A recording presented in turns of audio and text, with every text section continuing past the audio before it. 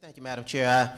I want to, again, thank the attorneys, thank the superintendent, and everybody who worked on bringing this situation to some kind of a resolution. I want to thank my colleagues, but I would be remiss if I did not clarify some things that were said for the record. It was said that we do not have an option. That is not a true statement.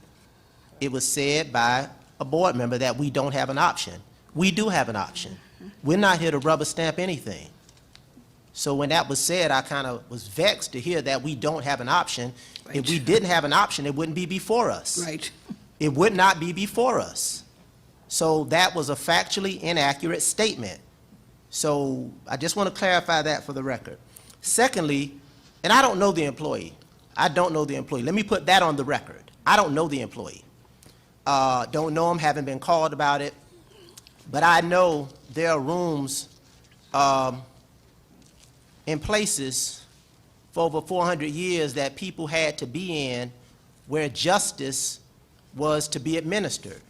So where some people have a paradigm relative to having the proclivity to issue the harshest degree of punishment, that's their ethos. I just know the history that I've experienced and the history that I've seen.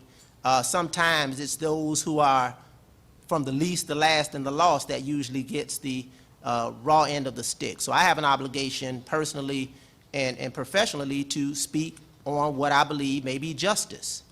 So justice in this particular case, because it's been talked about corporal punishment, corporal punishment, corporal punishment. This is not about corporal punishment. This is about the place and where the father issued the punishment. So I'm saying that respectfully, and somebody said my voice sounded like it was cracking earlier. I'm fine. I'm hydrated and everything. But I don't want us to misrepresent what this issue is about. I don't have a dog in the fight. The only dog I have in this fight is justice.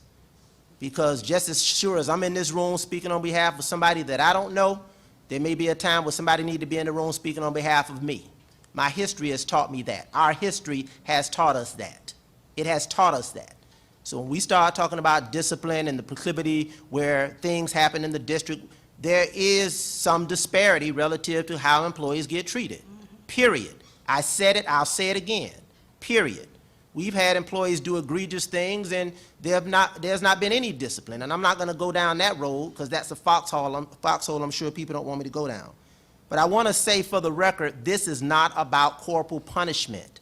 This is about the place in which the father administered discipline in the classroom. So when we spend a lot of time saying that it's a crime to have a parent raise their hand against their child, the agency that makes that determination said it's not a crime. We don't make that determination. The agency that makes that determination said it's not a crime. So we say things that are factually inaccurate. It's not a crime. It's not a crime, and I just can't allow that to be said because guess what? I'm the father of a male. I raised my son, and I know it was very difficult. I was on the front line for 10 years at Holmes Elementary in Miami Northwestern, and I know the lure of the streets, and it's much more deadly out there for our young black men than a father coming in the classroom reprimanding his son at the request of a teacher. Not condoning it, not condoning it. Not condoning it. Let me say that for the record. But I'm not going to sit complicit and quiet with the misrepresentation of what this is about. Had that father been in the parking lot spanking his child, we wouldn't be having this conversation.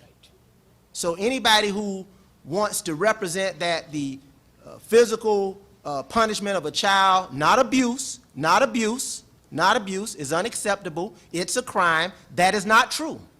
That is not true. That is not true. So I just wanted to make those clear points, and I think I'll also give a quick history lesson for those who do know. Corporal punishment is not consistent with our board policy. But do you know why corporal punishment was removed from the Miami-Dade County Public Schools? Because there was an increase of black administrators because of desegregation going to non-black schools, and there was a movement that they didn't want black administrators spanking non-black children.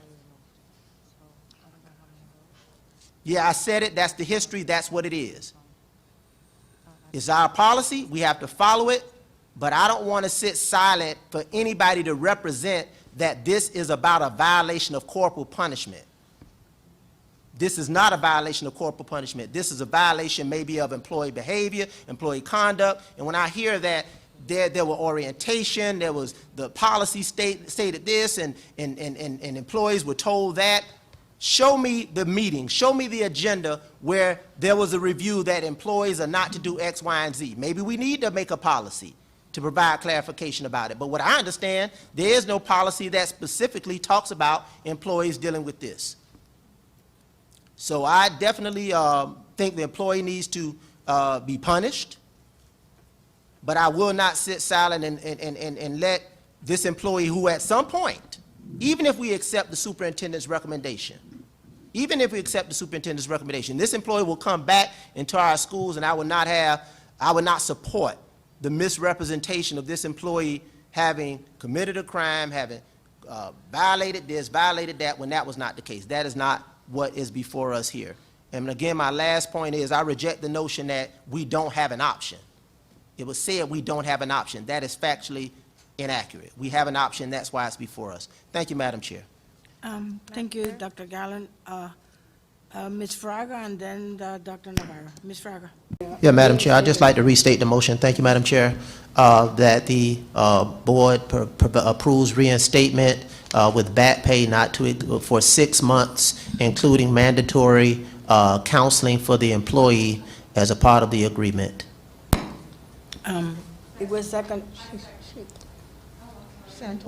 Second. I'm sorry. No, Ms. Santos. Second. Seconded. Thank you. Yes. And it's been moved and second. All those in favor of the motion signify by saying aye. Aye. Opposed? One no. I'm sorry? One no, Madam Chair. I'm sorry? One no. I'm voting no, Madam Chair. Well, we haven't finished. I don't know yet. I'll just ask one more. I know you will vote no. You said it already before. The motion, I just want to hear that everybody voted for the motion. Yes. Yes, except let the record reflect that Dr. Navarro voted no on the motion. Yes, thank you. Thank you, Madam Chair, and thank you, Dr. Gallant, for the motion and the second. The only thing I would add is to the superintendent and to staff, if we could make sure that the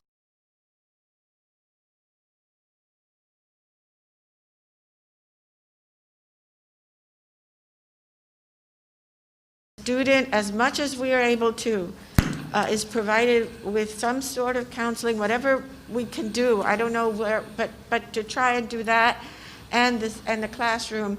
That's just a recommendation that I heard. We can't mandate, but we can certainly wholeheartedly endorse. Thank you, Madam Chair. Thank you. Yes, Ms. Rojas? Yes, thank you, Madam Chair. And just one additional point that I'd like to put on the table as well, Mr. Superintendent, if you could make sure that we have additional professional development to all of our employees, in reference to all of the different issues that we have addressed here today, and make sure that they are all in compliance, as we've done in the past, where they sign that they have taken the PD, are cognizant of what is acceptable, what is not. Also, additionally, dealing with the situation of the different cultures and what's acceptable in one is not acceptable here. It's imperative that they get the professional development that is necessary. I know for a fact that this has been done, but we need to do more, especially nowadays with so many different situations that are escalating because of how the world is turning nowadays.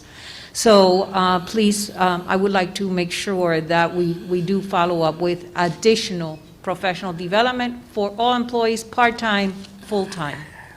Thank you, Madam Chair. Thank you so much. I think the item has been moved and second, and the recording secretary, you got all the votes? Madam Chair, point of order.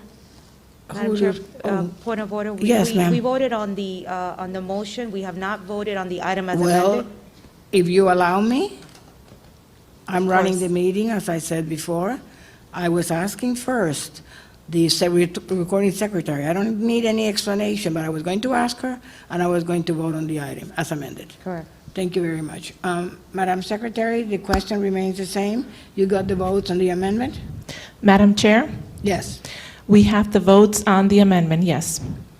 You got all the votes. Thank you. On the amendment, yes. On the amendment, the only no vote was Dr. Navarro, right? Correct. Thank you very much. I need a motion on the item as amended.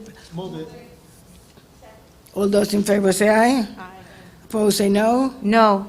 Let the record reflect that Dr. Navarro is a no vote. Thank you very much.